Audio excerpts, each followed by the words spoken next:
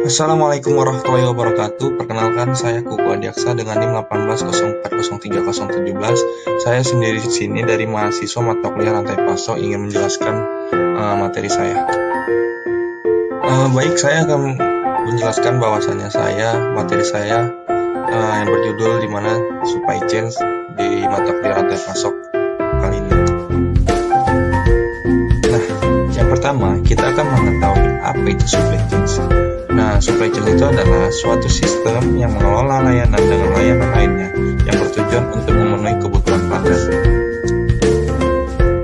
Nah, selanjutnya adalah dalam supply chain memiliki ada 3 aliran, yaitu ada yang pertama aliran informasi, yang kedua aliran produk, dan yang terakhir itu ada aliran uang. Di mana ketiga ini saling berhubungannya dalam sistem untuk bertujuan adalah untuk kepuasan suatu pelanggan. Nah, baik. Selanjutnya sistem supply chain yaitu memiliki prinsip, yaitu yang pertama membagikan pelanggan berdasarkan kebutuhannya, yang kedua menyesuaikan jaringan logistik berdasarkan pelanggannya, yang ketiga ada menambahkan nilai tambah kepada pelayanan customer di mana sudah ada pelayanan untuk memuaskan suatu pelanggan. Yang terakhir adalah mengembangkan supply chain dengan teknologi yang ada, di mana memanfaatkan sumber daya yang ada pada suatu perusahaan. Dalam supply chain, kita memiliki aliran dasar dari supplier hingga satu barang sampai dalam customer, di mana dari supplier ke manufaktur, distributor, retailer, pada akhirnya sampai customer, di mana supplier ini menyediakan bahan baku ke suatu manufaktur, yaitu suatu perusahaan di mana dalam perusahaan itu ada assembly dan di mana ada proses produksinya. Selanjutnya dari manufaktur itu ada distributor. Suatu perusahaan mendistributor dengan kelancaran biasanya ke retailer, di mana retailer itu pada akhirnya mengirimkan suatu produk itu sampailah ke suatu customer.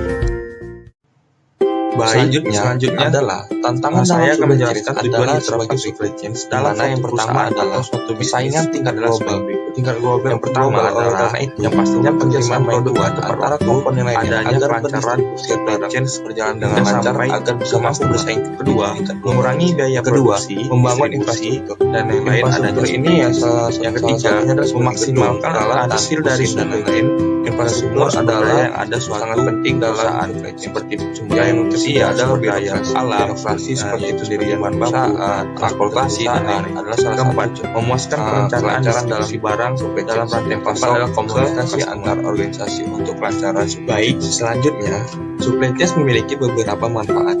Yang pertama adalah memanfaatkan aset semaksimal mungkin. Dikarenakan adanya supply chain, aset akan berguna lebih baik atau dengan lancar. Yang kedua, meningkatkan kepuasan pelanggan.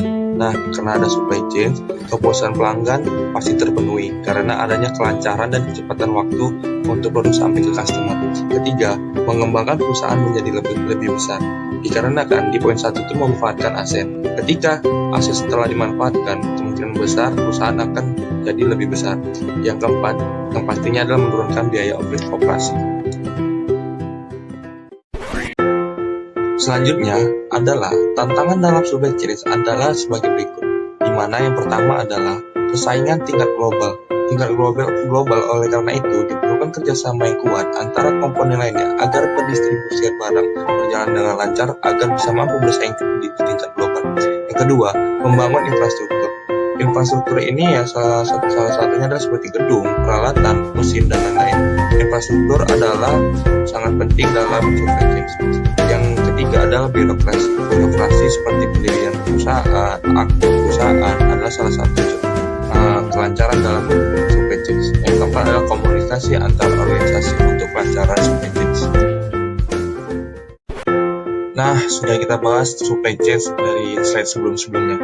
Baik, kita sampai dari kesimpulan di mana supply chain adalah ilmu yang mempelajari pengelolaan aliran barang dari hulu sampai ke hilir, di mana hulu tersebut adalah sumber dari awal dari suatu produk dan hilir itu adalah pelanggan. Di mana supply chain sudah kita bahas, tujuan dari supply chain ini adalah suatu kepuasan suatu pelanggan dan bersaing dalam setiap perusahaan.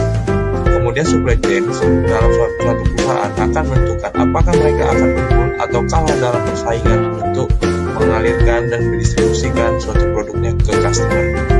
Nah, supply chain yang efektif itu membutuhkan kolaboratif antar pihak komponen setiap sistemnya, di mana setiap sistem supply chain itu ada aliran informasi, aliran uang, aliran produk, di mana di sini dibutuhkan untuk saling kerjasama setiap komponennya untuk mencapai kelancaran dalam tiga aliran tersebut. Dan sudah kita bahas tadi, supply chain itu ada aliran dari supplier hingga ke customer tuh, dari supplier terus ke manufaktur atau ke perusahaan, ketiga itu ada distribusi, yang keempat ada retailer, yang terakhir itu ada customer, di mana dari supplier itu menyediakan bahan baku untuk ke perusahaan.